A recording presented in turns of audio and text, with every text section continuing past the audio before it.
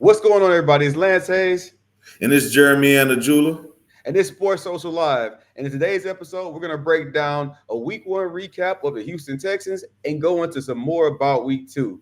And we're going to get it live.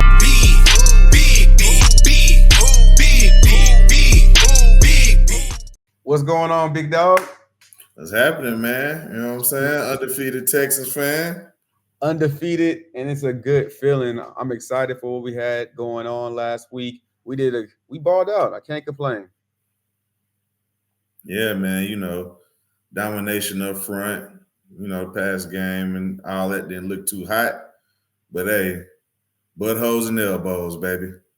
That's Belt all we to need. ass, belt to ass. So let's get into something. Let's get into the week one recap. Let's talk about your thoughts about the week one. How'd you feel about week one? Man, I felt good about it. With the shortened preseason, you kind of expect the offenses to be a little bit out of sync and behind on the defenses. But I mean, we put up 29 points, which is good. I think we should be going for like 32 with the weapons we got. But like I said, man, the O-line and the running game carried us, that time of possession. We don't give up them big plays on defense. We probably blow them out by 3 scores. I fully agree. I was happy to see how the O line was able to gain confidence, and Bobby Slowick was able to kind of lean on Joe Mixon in the run game. That was a good mix with Mixon, and we'll talk about Mixon a little bit later. I was Yeah. also happy to see how the O line was able to keep CJ Stroud on his feet for a majority of the game, and we also did well in the front seven when I know we had some injuries on the front seven. So I'm happy with what we got going on. I'm looking forward to this week two domination and belt to ass we're about to give these people. Yeah, yeah. Yeah, so we're gonna keep it going. We mentioned Mixon and what he did last week. Let's talk about Joe Mixon. We're Hold gonna on, before we go to mixing real quick. yeah, One thing I like to add, I hear a lot of people talking about Will Anderson and Daniil Hunter not showing up. People got to understand we played against a quarterback who was probably going to run the ball most of the time. So right. they had a big job on contain and keeping them inside the pocket. He did have a couple runs, but he had to climb up in there and it was help. We didn't have the big 50-yard run or Yeah, 60-yard run and right. the scramble for a 40-yard pass down the field. They did a real great job at keeping contained, and also against Jonathan Taylor, they held that edge and funneled them inside to all of the help. So just a Man. lot of people been talking bad about him. I just wanted to throw that out there. Yeah, I have to add to that. Keeping Jonathan Taylor contained was better to me than the passing. Yeah, we gave up Mhm. those three big bombs. Jimmy Ward kind of had a bad game, but keeping Jonathan Taylor in that rushing game with Anthony Richardson contained was the best thing. I really was happy with that. And to Yeah. add, I was happy with how Henry Tua played throughout the game as well because he was able to kind of run contain and he did better in the pass coverage than I really gave him credit for. So I'm happy with how we played on a defensive side. And Will Anderson Jr. It's a long season. I'm sure he's going to get those double digit sacks. That's what I'm looking for. So Yep. hopefully we can Yep. get there. But moving forward, we're gonna get to a next segment, and I like this segment because we really haven't had too many running backs to talk about like we have now. We're gonna get to this Mhm. segment called Mixing with Mixon. How do you feel about Joe Mixon, big dog? That boy ran behind his pass, man. Hey, I think it was probably the second run of the game.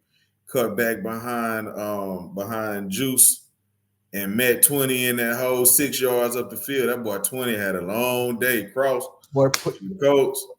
Hey, boy, that boy Mixon was running behind them pads. He fall forward, right, that get them extra couple yards.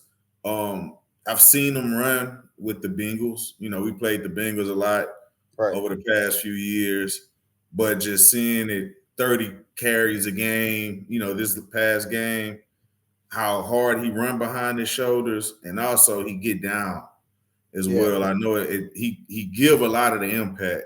So I know some people was thinking maybe he'll wear his body down with how hard he run. But nah, he used those shoulder pads. I agree. I like how Mixon was patient, and then he had that explosiveness that we haven't seen too much from Mhm. the Texans in the past. We thought Damian Pierce would give it to us, but I like what Mixon is doing, and he's bringing that grittiness to it. The run after contact is crazy. He's racking up the rack yards, and he's also Mhm. pushing the offensive lineman. I like what he's doing. Juice Scruggs played a hell of a game, in my opinion. I liked what I saw from him. I hate to see kind of what's going on this week, and we'll discuss that later. But the offensive line getting that push that we didn't see in the past couple of years, it was great to see. And Mixon bringing that just attitude, and he's pumping up CJ, getting CJ in the game involved, and one telling him, Mhm. "Hey, go get those yards." He's getting Yeah. he's digging up in the receivers, Diggs, Tank Dell, Nico. They all kind of gravitate towards Joe Mixon, and it shows you that culture that we have. So I'm loving what I'm seeing for Joe Mixon. He went for Mhm. buck 59 on the week, and you just can't beat Yeah. 30 carries, 159 yards, one touchdown. I mean, what more Mhm. can you want from him? Well, I don't want more from him. I want to kind of sustain what we have. What do you think about that? Do you think we should keep that run game going like that, or Yeah, I kind of? think we should be running the ball 25 to 30 times a game. Not necessarily give Joe Mixon 30 carries, but we need to be running the ball 25 to 30 times a game because that opens up the bootleg and all of that. And just to kind of put the emphasis on Mixon, I didn't like with him not playing in Houston and that style of football up in Cincinnati is a little different. This zone running scheme, I didn't know he can hold that thing that good, man. He was pressing the front side. He got the vision to see the back cuts. It was a one run where it was pressing left. He put his foot in the ground and caught that little slide on that backside between Shaq Mason and Juice. So he has great vision for this system, and I think he probably gonna average closer to the 5 yards a carry. Um, that we is probably not gonna be 5.9 or 5.8, whatever he had this week, but he'll be up around 4.8, 4.7, because I mean he got this system in itself lends great results for running backs. You Yes, know, going yes, all the way back to Mike Shanahan yes. and C-Mac. Denver, where they had four consecutive running backs that can Right. rush over 1,200 yards. After TD, they had Droughton, they had Mike Anderson, Orlandis Gary, those kind of guys, Pro Bowlers in this type of running system. So I think how hard Joe run, people gonna make business decisions on whether they want to come full on, and he gonna run through them arm tackles. Oh man, he was making the safety for it was one play with the safety from the Colts try to come downhill from him. He had to hesitate. It allowed Joe to Yeah. get an extra 6 yards, I believe. So I'm Mm-hmm. liking what I'm seeing from Mixon, and it also kind of just goes into the point we'll talk about a little later. The running back stable. What will we Yeah. see when Mixon needs to have like a spill, take a little break? Yeah. Will we still get that production from a secondary running back like Pierce? Probably this week we'll talk about a little later. Maybe Cam Akers, how they come into play and give us those yards after the contact. So hopefully we're Yeah. able Yeah. to see more from Mixon. I like what Mixon is doing. I like what the offensive line is doing, and I like the plays that we're calling for Mixon. And Yeah. speaking of the offensive line, dog, let's talk about something that you know best. Let's talk about the Hogs, the guys in Yes, the trenches. sir. Let's talk Yes, about the sir, guys baby. in the trenches. I'm gonna throw it over to you. You're gonna talk about these trench guys, and then I'm gonna finish it off a little bit. So tell me what you think about our O line. Man, look, we got a tough offensive line. You know, they get a bad rap, man, for not performing well, but it's a lot of different factors that make an offensive line good, and most of it is cohesiveness. What I like is the cohesiveness I've seen between our offensive line, especially in the run game. You know, they getting up on the second level. The combo blocks were great. You know, you will see KG throw a little shoulder in there to bounce the one end to Juice. And we had two bad suckers in the inside. We had DeForest Buckner and we had Grover Stewart. They're probably, if not the best interior defensive line combo, they're top three defensive line combos in the league. And I mean, we got up on them good. We flattened them out across the line. You know, they just put their face in it, man. And you know, with the passing game, Pause. Yeah. that was wild. That was kind of crazy. What's that? Put that face. Hey, the Hey, it's boys. not Hey, wrong yo, with it. Hey, yeah, look, do your look, thing. look. But You yeah, know, they got in there with it. You know, but yeah, in the give me a passing real big game, I light. think it's just the communication. They were working well together, but just some of the games that the Colts are running, they got to be able to call that out. You know, when you get in there, you run the ball 30 times and you going downhill, pause, and you pounding boys. You know what I'm saying? Yeah, And then you got to get back on your heels. Your eyes aren't up as quick as they need to be. So I think that'll all come in, man. They did a great job working together. It wasn't an individual effort, especially with zone blocking. That's what you want to see. If you go back and watch the game, and hopefully we see it again this week, they move as a unit. You can yeah, see the wall going into one direction. yes. What I liked Yeah. about it was we saw the communication last year with the mixing of linemen it was Mm-hmm. just crazy. They didn't know, they didn't have a rhythm. I can see Right. you can see it was iffy. This time it was the first time we kind of saw a true starting lineup from Mm-hmm. these guys. You saw the energy that they have. You saw what they can do. This week I'm kind of concerned based off of what we're about to go into the injury report, but how will we be able to sustain this type of performance? I think the run dominant offense was definitely in our advantage because we put the defense on their heels. We got to dig Yeah. in and go to town on the defense. I see Scruggs was doing well. I didn't mind what we had. But one thing's for sure, two things for certain, we're gonna get an offsides penalty by Laramie Tunsil. LT gonna do Yeah. it every time, but he makes up for it by keeping CJ on his feet. So I'm good with what the O line is doing and how Yeah. Bobby Slowick is calling plays to our offensive line strengths. And that's just what we have to continue to do for those big guys down in the trenches. Yeah, So man. Yeah, we love to get active, man. That's a reward for the lineman, man. Running the ball 30 times, yeah, because you get to be the aggressor. You know what I'm saying? You get to punch them in the mouth. And they right. went out there and they showed that they were tough, man. That's what I like to see. And people can't sleep on what the front seven of the Colts has. I know you spoke to Yeah, it a little bit before, but the Colts front seven is actually a solid. Their whole defense to me, except the DBs, but the front seven is a solid, formidable force, and they will yeah, put some people on their ass. So I yeah, like what we did against a solid Colts D in week one when typically that offensive line takes some time to mesh. Week one, we came out and we were on the ground pounding.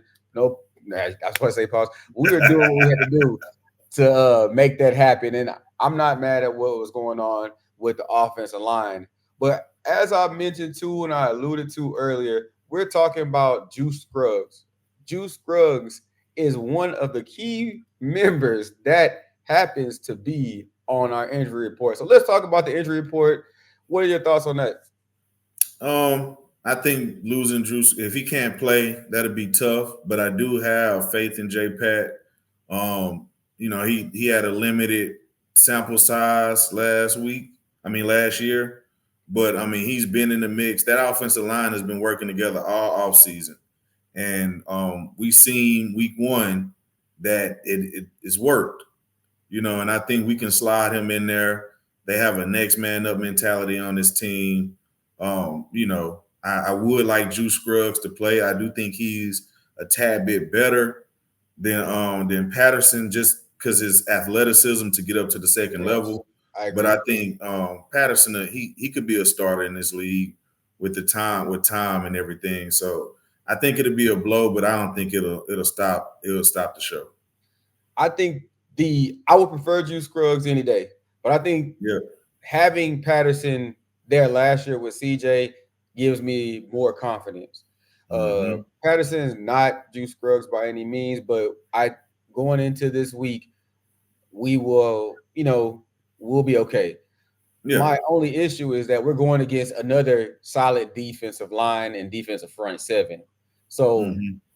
Patterson's confidence rolling into this year will go in our favor, but it'll be a tough test for us if Patterson is starting. And just from he's touching that ball every Yeah. down. So Yeah, I mean, in his first game last year was against DeForest Buckner and Grover Stewart. yeah, So he's got a little taste of elite interior play. yeah. So we got Jared Patterson possibly filling in for Juice Scruggs. What about Damian Pierce, our RB2? What do you think about what's going to happen there with that him being possibly out? Cam Akers was elevated to the active roster. Nice. So I think Cam showed in the preseason he still got a little bit on him. I'm a little salty because I had picked him up in fantasy last year, thinking he was gonna come back and do something, and he did a little bit. But with Pierce out, I just think it hurts him. Cam is a formidable RB2 because he can come in and catch the ball out the backfield. He can do some things in the pass game that Pierce can't, and he's also a zone running system guy. So we don't really have to switch up the packages or the style of play calling Right. when Cam come in the game versus Joe Mixon. But I think this injury just hurts Pierce, man. Figuratively and literally, he has to perform to keep a roster spot in this league, and him just missing this week would be, it'll be a blow to that. I totally agree. And I also kind of just add to just that blow. But what are our special teams? I mean, Pierce is running downfield, making special teams tackles as well. So we know Mm-hmm. Cam Akers probably won't make an appearance on that special team. So we're gonna have to adjust on the special teams level. So I'm interested to see how we make up for that RB2 gap. But Cam Akers, I believe, is just it'll be solid, just like a 1-for-1 swap, kind of so Yep. to speak. We'll get a different style of running actually with Cam Akers. Mm-hmm. As long as he's 100%, I'm okay with him spelling Joe Mixon, and we still can get into that, keep those 30 carries, 30, 35 carries. We can go Yeah. crazy with it with Cam Akers, and he can catch out the backfield. So Right. we have a lot of options there with Cam Akers, and I'm okay with it. We also have a few others on the injury report. They had Dawson Schultz on the injury report. I believe Dawson Schultz will end up playing. A couple Twitter reports that he was at practice for the entirety of practice today. Mm-hmm. So we should have Dalton Schultz, but I mean, Dalton Schultz being out, it doesn't concern me as much, right? Yep. Because you have Brevin Jordan there who can still do some things, and you also have Cade Stover, and I'm comfortable with that as well. So Yep. I'm Yep. excited the injury report compared to last year where we had 12 to 15 people in Right. week one Right. on the injury report. I'm cool with it. Yep. I'm cool with it. I'm not cool with anybody being hurt, but 5 people is 10 times better than the 15 to 17 we had last year. Yeah, Or yeah, not and it seems like some injuries that won't be season long or a good portion of the season. So hopefully we can get those guys back facts. healthy and ready to work. Yeah, yeah. Hopefully, because last year I was concerned we had to change the strength and conditioning coach up or something because that was Yeah, crazy. That was crazy. yeah, man. Speaking of crazy work, I'm gonna go toss this one over because I was really, really concerned about what was going on last weekend on the defensive backfield and the defensive back end. What are your thoughts on our DB play last week? Man, it was like you got on there, man. Sketchy at best, man. They played well. The thing about football is it's about 80 plays, and those 5 or 6 plays that you just get burnt on could make the whole story. And I think that's what happened. Those 350+ yard passes, some blown assignments from our all pro corner and our rookie corner. I think it's just that first game, man. That lack of preseason is going to lead to slow starts on both sides of the ball, especially when you're keeping your starters out most of the time. Yeah, I agree. But I mean, let's just talk about it, man. Not Cam Ward. Jimmy Ward gave up a lot. He gave up a lot of that ass. Pause. Yeah, he It did. just He is did. what it is. Because I was so surprised to see it. Like I'm at some point, I'm over he can hit so well. He has so much grit. Hey, brother, Mm-hmm. we need to stop those explosive plays. But I have faith that those, if you take away those three big plays, Jimmy Ward had a good game. We also had the rookie stepping up in the pass coverage as well. Yeah, Petrie doing his job as that rover linebacker spot, and Stingley. They also they played okay, yeah, aside from those major explosive plays, and they were also having to watch out for Richardson coming around that corner. He's yeah, getting the head of steam built up. So yeah. lot That put on him. RPO game. Yeah. Yeah, a lot put on him. But what happens when we play an accurate quarterback? What are your thoughts I about know, that? man. Look, I know. I know that's kind of what I'm worried. That's why I say it's kind of that first game communication. The defense isn't like the from a secondary standpoint.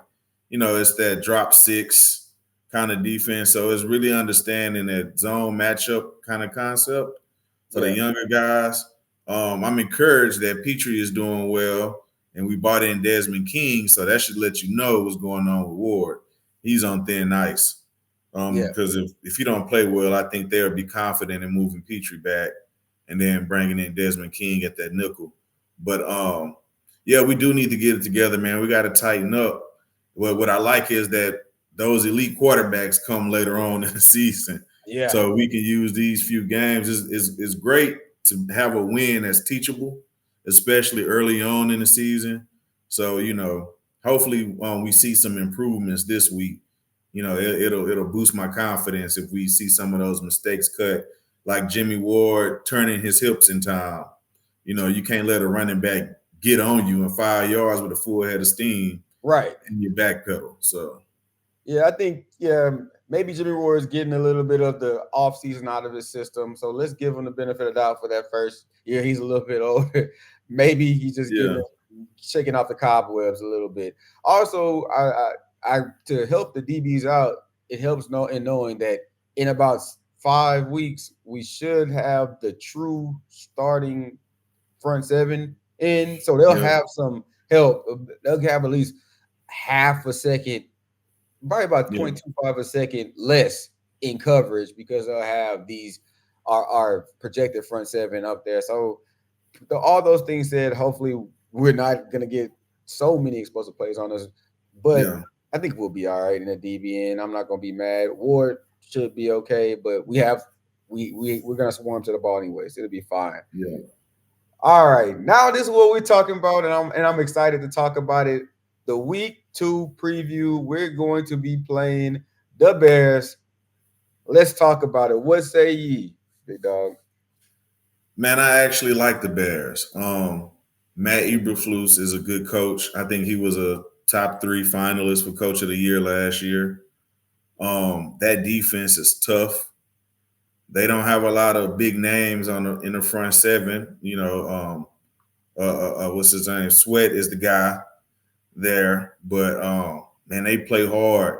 They rotate just like we do. I think they might have 9 defensive linemen on the roster, so they rotate in and out, keep fresh D linemen in there, and they come in balls to the wall, full head of steam. Man, they're relentless. People don't realize that they led the NFL last year in interceptions as And well. So and they had one of the best rushing defenses. yeah, and they had one of the best rushing defenses last year too. So Yeah, I mean, you looking at a big challenge for our offense. And if we can play, we got to play complementary football because I liked Caleb Williams coming out of college. I know a lot of people was off on him after his last season at USC, but I just think that this generation of kid is different than we're used to. So he was making business decisions last year. He was having fun, yeah, but the kid can ball out.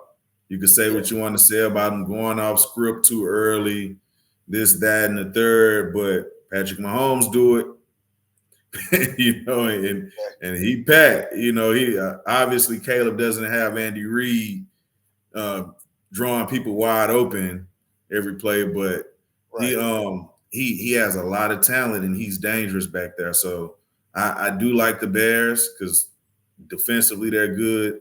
The thing that will be their Achilles heel, I think, is the run game. Yeah, The run game not being good.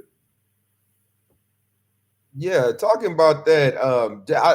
I like what you said about Caleb Williams. I think that going from week 1 to week 2, we're going to see two different types of quarterbacks. Although Caleb Williams is a rookie, he when he runs, he's keeping his eyes downfield and he's looking for that accurate pass, and he's showing it over and over again.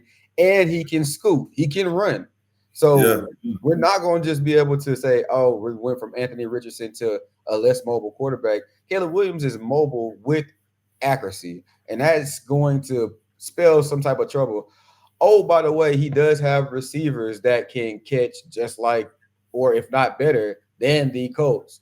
Yep. So Rome Adunze is out, but if he gets back some of his other guys, he has some firepower that can complement him. Yep. But I He think got we have DJ Moore, Keenan DJ Allen. Moore, right? DJ Moore. I don't know if Keenan Allen is playing, but if he does come back, DJ Moore, Keenan Allen, and you have an offensive line that's eager to get a win. They have a lot of enthusiasm out there to Mhm. support Caleb Williams. Like the coach loves him, his team likes him. They're getting behind him. I'm glad we're playing them in week 2 Yeah. because I think they're going to get a full head of steam, and come week 10, they're going to be the talk of the town. I think people have them rated pretty highly, and that's why they're gonna be pretty good. I like the Yeah. coaching, I like And everything. I watched the Hard Knocks or whatever, and seeing him week to week in the preseason, it Yeah. reminded me of CJ. CJ Yes. first Yes. preseason game, he threw a pick on the first play, and then by the time second half of week 2 of the season, it's like, hold on, this might be a dude. Right. He showed some of those signs, just improving on the feedback that he got from his coaches Mhm. week to week, and so yeah, I think the Bears might be in good shape. I like the Bears. Yeah, and I like that we're playing them week 2. I'm gonna keep on saying that. I'm happy we played them boys early because that's one of them teams you don't want to see when you need to get those crucial wins to get in the playoffs. So Yep. I'm looking forward to the game this weekend. It should be a good one. But as we talk about good games, we have to mention a strategy. How will D'Amico and Bobby Slowick draw up a plan for the Texans to come out victorious? What are your thoughts, big dog? It started with the run game. I think I mentioned it early. We need to be in that 25 to 30 carries a game. Not for one person, but if we can get that from that running back unit, that'll open things up. We will need to use the bootleg against these guys. We got to be able to cause some misdirection because they are solid in that secondary. I got faith in our guys. I mean, we got dudes, right? We got Nico. We got Stephon, we got Tank, but we don't want to have to make dots every time we're trying to complete a third down. I think it needs to be some rhythm and run. We need to have a good mix and hold on to the ball. Obviously, no turnovers and finishing in the red zone. Um, I don't think we finished off a lot of drives last week. We kicked 3 field goals to start the game. We need to start converting some of those field goal drives into touchdowns. Shoot, I totally agree.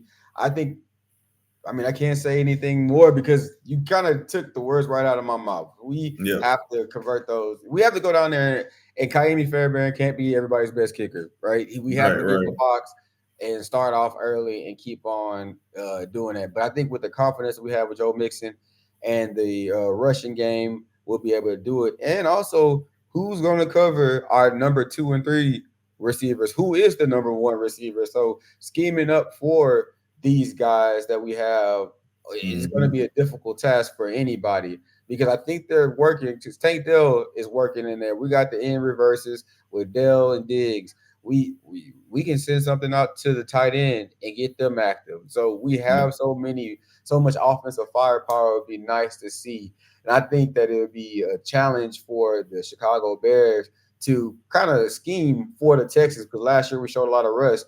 We can go 5 Mm-hmm. wide and beat you with 5 wide. And so it'll be a difficult task as well on defense for the Texans.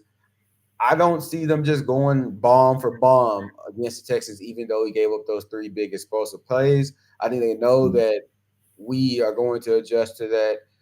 They're going to try and test us, but we're going to have to make a way. My camera just kind of died on me over there, so we're going to Yeah, have to yeah. make a way.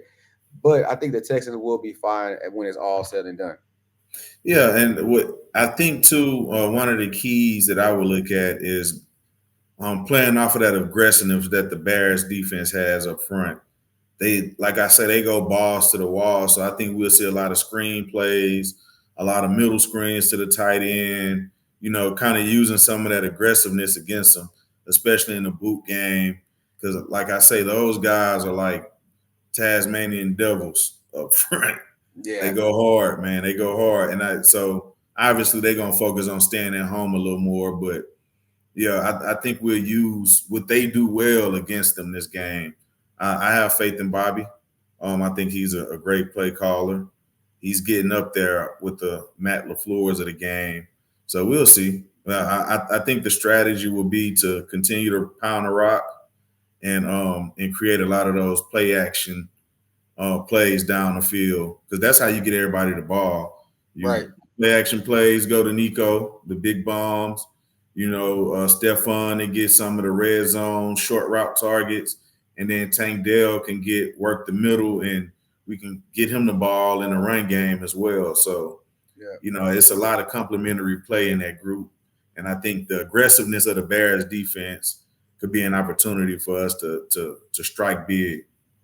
Yeah, I think we'll be fine. Yeah, I agree with everything. The big strikes will be there, but I'm okay with chipping away as well because I like the short dig routes by Diggs. I like those little quick Mm-hmm. pigtail routes with Dell.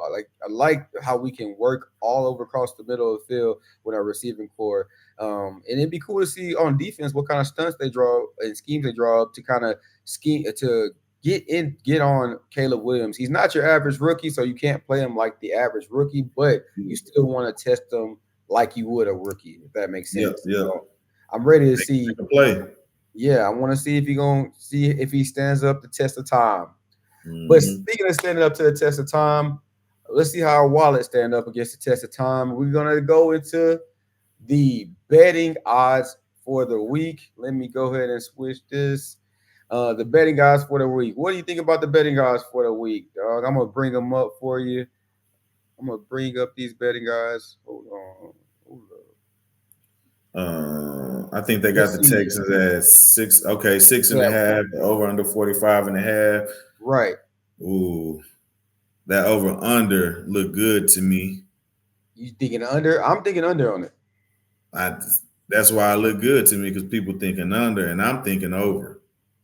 You thinking I think over? the Texans are gonna have more explosive plays this week True. than they did last week. I mean, we scored 29 just dipping and dunking with 40 minutes of possession. That's a lot of time to have the ball, and to have 30 points. We scored pretty much on every drive. Yeah, So add in a couple of explosive plays, I think we go over that. And I do think the Bears will score twice on us. I Um, get you. I get so you. yeah, I'll take the over, and then the 6.5, I'll take that too. Anything under 7 would look good to me. So I'll take that. I'm gonna go with. I'm gonna take the 6.5. Take the 6.5. I'm gonna take the under here because I think we'll be methodical in our running game. Kind of just slow, dink and dunk, and get down there. We're gonna score. We're gonna score. I think we're gonna have 6 to 7 minute drives, man. I think that's how we're gonna play this game. It's going to be at home, so they might go high flying. The dome will be open. We'll see how the sunlight affects. You know how I played in that dome, that Yeah, stadium right yeah, there. yeah. When the tops drop, you don't know where the sunlight's going to hit, so they Well, it's might a be. night game here. It's a night It is a game. night game. It is a night game. Yeah. Yeah, you're right. So the light show might throw them off. I'm just thinking we're gonna go with. I'm gonna go with the under, slow rolling, getting mixing going. And see how they do it there. The money line Texans at -275, Bears at +225. So I'm gonna take the Texans. I'm gonna take the spread on the Texans and the under. You have the over. We'll see, come back next week and see how we do. So Yeah. this is gonna wrap up the show. But you Yeah. can follow us live on Sports Social Live TV or look us up on the YouTube channel at Sports Social Live. I'm Lance Hayes. I'm Jeremy Anajula. Hey, we're out. We'll let you. Peace.